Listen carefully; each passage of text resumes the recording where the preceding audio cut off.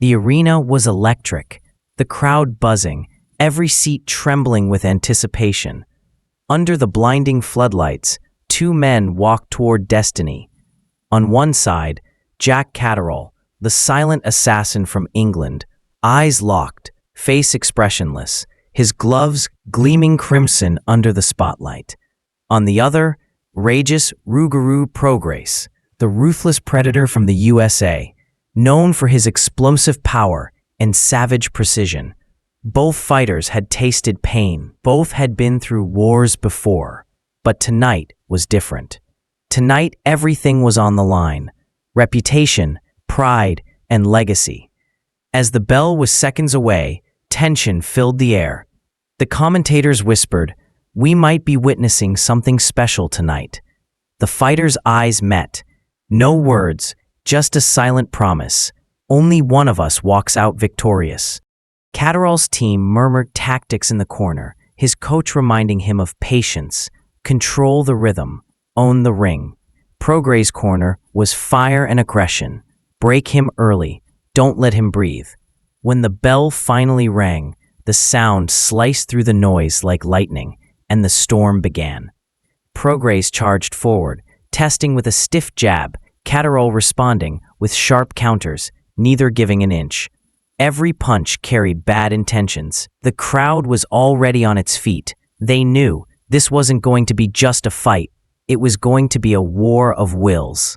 Round after round, both men began to unfold their strategies. Catterall, known for his slick defense and timing, used every inch of the ring, making Prograis miss by millimeters. But every miss came with danger, because Prograis never stopped pressing. His punches echoed like gunshots through the arena. Every swing meant to break Catterall's spirit. Catterall stayed calm, calculating, absorbing, and countering. His jab became his sword, cutting through the chaos. Each time Prograis came forward, Jack slipped, pivoted, and punished him with lightning-fast combinations. The Englishman wasn't here to survive. He was here to control. But Prograis was a storm that didn't fade. He grinned through punches, taunting, shouting, "Come on," as he kept marching forward. His left hand, known to shatter guards, began to find its rhythm. The crowd gasped as a looping shot grazed Catterall's chin, and for a split second, the British corner froze. The bell ended the round, but the look in their eyes told the truth. This wasn't going to be an easy night. Sweat dripped, blood began to mix, and the pressure was rising. The war had just begun, and both men knew it. One mistake could decide everything. By the middle rounds, the rhythm had changed. Catterall began dictating the pace, feints, sharp angles, and clinical precision. Every jab was like a question, and Prograis had no clear answer. The frustration on his face grew with each miss, each dodge, each perfectly timed counter. Catterall's corner shouted commands. "Keep turning him, Jack. Don't let him set." And he obeyed like a machine. The fight had become a chess match, one mistake away from disaster. Prograis lunged in with a heavy hook, and Catterall responded with a crisp left that snapped his head back. The crowd roared. For the first time, Regis looked shaken. But champions don't break easily. Prograis regrouped, his breathing heavy, eyes narrowing into focus. He started digging to the body, punishing Catterall's ribs with thudding shots, forcing him to slow down.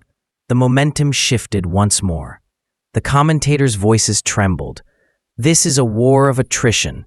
Who breaks first? Sweat, blood, and pride filled the air.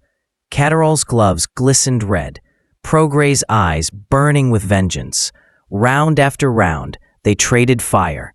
The fans knew this wasn't about points anymore. It was about survival. By round 9, exhaustion had crept in, but neither man was willing to back down.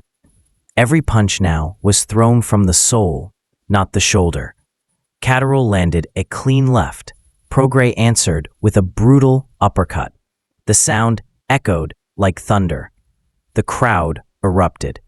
Both men refused to clinch. They fought through fatigue, through pain, through everything.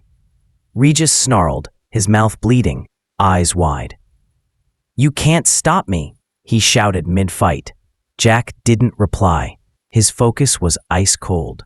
He pivoted, jabbed, moved, then fired another sharp left that split through Prograis' guard again. The tension was unbearable. In the corner, both teams screamed opposite messages. "Finish him now," versus "Stay smart, Jack." The bell rang again, but this time the crowd didn't sit down. They knew something was coming. The fight was reaching its breaking point, the kind of ending that would be remembered for years. The final rounds were chaos. The ring was soaked in sweat, and every breath sounded like war drums. Prograis came out swinging. Desperate, powerful, dangerous. He poured everything into his combinations, trying to erase the deficit. But Catterall, blood trickling from his brow, refused to fold. He met Regis punch for punch, counter for counter. His footwork was poetry, each movement a step closer to destiny. Then came the defining moment. A left hook, clean as glass, landed flush on Prograis' jaw. The American staggered, legs trembling. The crowd exploded as Catterall surged forward, unleashing a furious barrage. The referee hovered. One more shot, and it was over. Prograis tried to respond, but his body betrayed him. The rope saved him for a second, but Catterall didn't stop. Precise, ruthless, relentless. The ref jumped in. It was over. The crowd went wild. Catterall raised his arms, exhausted but triumphant. He had conquered the storm. Regis, beaten but unbroken, nodded in respect. Two warriors, one victor. As the dust settled and the lights dimmed, one thing became clear. This wasn't just a fight. It was a statement. Jack Catterall had proven that skill, patience, and heart can silence even the loudest storm.